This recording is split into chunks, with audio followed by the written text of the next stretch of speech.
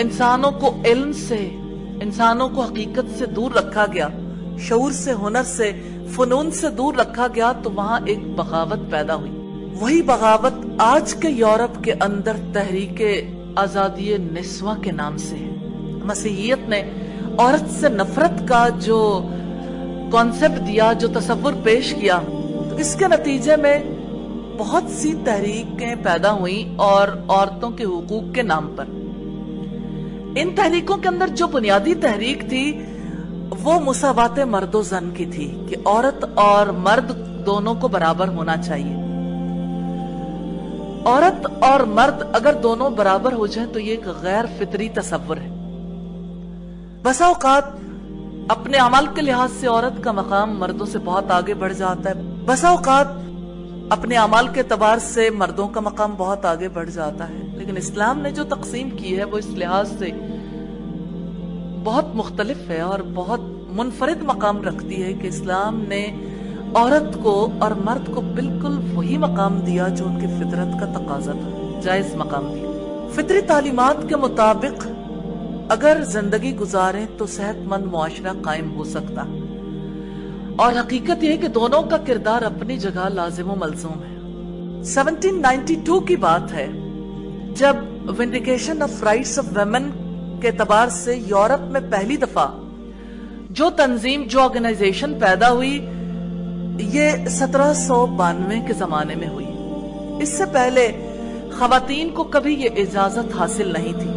1792 दरअसल 18वीं सदी का आखिरी अशरा है। इससे जो बात शुरू हुई तो गुज़िश्ता 200 बरस पर उसी ने असरात डाले, और ये इंतहाई मोहलक किस्म के असरात थे। वो सारा असर जो आज नजर आता है बेसिकली ये 1792 से शुरू हुआ था। बदअखलाकी पर मबनी जो नताइज हमारे सामने हैं और हलाकत खेजियों तक जहां तक हम सब पहुंचे हैं, दरअसल ये उसी अशरे की बात है। लेकिन बैनुल अक़वामी सतह पर औरतों की जो तहरीक शुरू हुई वो दरअसल दूसरी जंग अजीम के बाद, क्योंकि पहली जंग अजीम के बाद तो लीग ऑफ नेशन बनी थी जिसे जमीयत अक़वाम कहा जाता है, और ये 1914 से 1919 की बात है। लेकिन 1939 से 1945 के जमाने में जो दूसरी जंग अजीम हुई, सबसे बड़ा आलमी इदारा यूनाइटेड नेशंस अक़वाम मुत्तहिदा के नाम से बना। इसके अंदर बहुत से इदारे बने। इन्हीं इदारों में एक इदारा ऐसा था जो बाकायदा तौर पर खवातीन के हुकूक के हवाले से था। अगरचे बुनियादी हुकूक का ज़ाब्ता भी इनके यहाँ बना, वो 10 दिसंबर 1948 में बना, जिसे हम मैनिफेस्टो ऑफ ह्यूमन राइट्स कहते हैं। ये सबसे पहले 10 दिसंबर 1948 को बना था और ये दुनिया के सामने आया। इससे पहले मैग्ना कार्टा जैसे बुनियादी हुकूक की दस्तावेज सामने आई थी।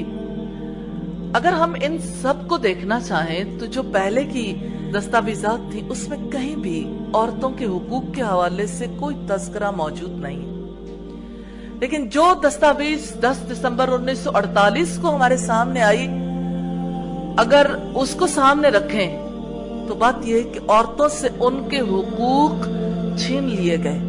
असलन ये औरतों को हक देने की बात नहीं थी, उनसे उनका फितरी हक छीनने की बात थी। एक ऐसी दरिंदगी और बेरहमी के हवाले औरत को कर दिया गया कि औरत को एक मुआशी कमोडिटी बना दिया गया, एक मुआशी चीज जिससे पूरा मुआशरा खेल रहा है। किस तरह से वो औरत से खिदमत लेता है, सर्विसेज लेता है। 1945 में अमेरिका में इंसानी हुकूक की कॉन्फ्रेंस मुनक्किद हुई। इसमें एक ज़ैली कमीशन था जो 1946 में बना, जिसमें खवातीन के हुकूक के एतबार से UN commission of the states of government, UNCGS जिसे कहते हैं, ये पहला इदारा है जो 1946 में वजूद में आया। तो हुकूक निस्वा के एतबार से ये अक़वाम मुत्तहिदा का ज़ैली इदारा था। इसके बाद बहुत सारे बरस गुजर गए, अक़वाम मुत्तहिदा इन सारे मनाजिर को देखती रही। लेकिन 1975 में 1975 में خواتین کو اقوام متحدہ نے خوشخبری سنائی کہ یہ خواتین کا عالمی سال ہے. اس طرح سے جیسے بہت سارے عالمی سال ہوتے ہیں، اسی طرح خواتین کا عالمی سال قرار دیا گیا. اور میکسیکو میں ایک کانفرنس ہوئی اور اس کی رپورٹ بھی شائع ہو چکی. اس میں ایک دفعہ پھر مساوات مرد و زن کا گمراہ کن نعرہ دنیا کے اندر بلند کیا گیا. یہیں سے عورت کی بدحالی، بے بسی اور بے حرمتی کا سلسلہ شروع ہوتا ہے. اس مساوات کی بنیاد پر اسے انتقام کی بھینٹ چڑھانے کی کوشش کی گئی. عورت کی ترقی کے لیے بہت سی قراردادیں پاس ہوئیں.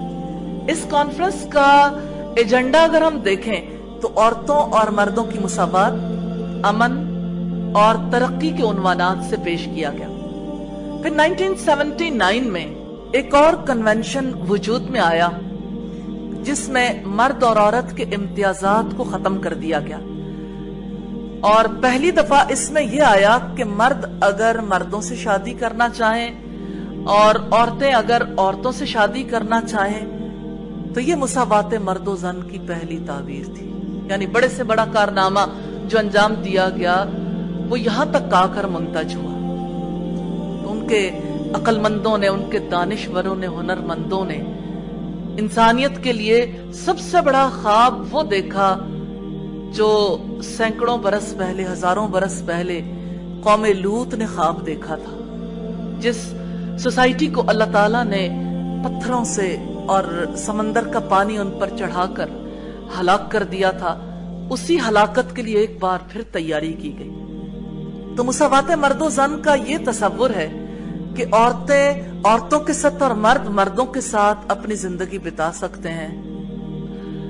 یہ ایک ایسا تصور ہے جو فطرت کے بالکل خلاف ہے. حتیٰ کہ اگر ہم یہ دیکھنا چاہیں تو کیا اینیملز میں ایسا کوئی تصور پایا جاتا ہے جن کے پاس عقل نہیں ہے، جن کا وہ فہم نہیں ہے؟ انہوں نے بھی اتنی بڑی خطا نہیں کی جتنی بڑی غلطی کے لیے انسانوں کو تیار کیا گیا. اس کے بعد نیو ورلڈ آرڈر آ جاتا ہے. اس میں بھی بنیادی تصور یہ آیا کہ جنسی تفریق کو ختم کر دینا چاہیے.